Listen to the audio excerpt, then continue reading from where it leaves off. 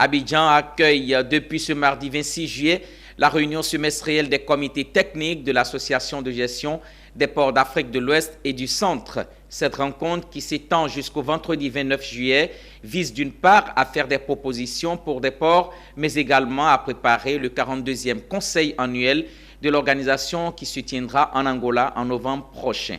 Retrouvons Issa Badini et Richard Akeke.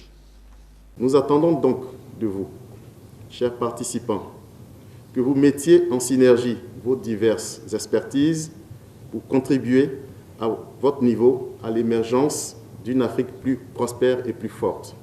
C'est un discours d'entrée qui sonne comme une feuille de route à ces experts des comités techniques du transport maritime de l'Afrique de l'Ouest et du Centre. Ils sont de la sécurité maritime, de la protection de l'environnement et exploitation, des études techniques, infrastructures et développement.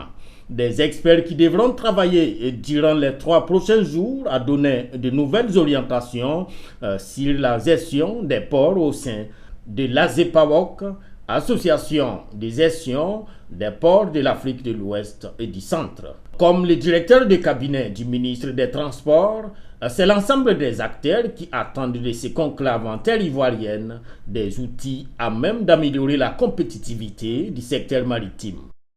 Les ports sont engorgés, le DG le dit. Il faut avoir des hangars extérieurs au port. Il faut pouvoir faire donc l'étude.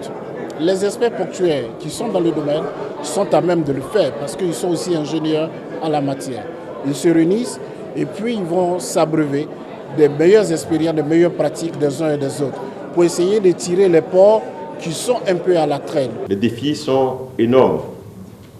Ils concernent les infrastructures, ils concernent le sauvegarde de l'environnement, ils concernent les coûts portuaires, ils concernent les relations ville-port, les interfaces ville-port.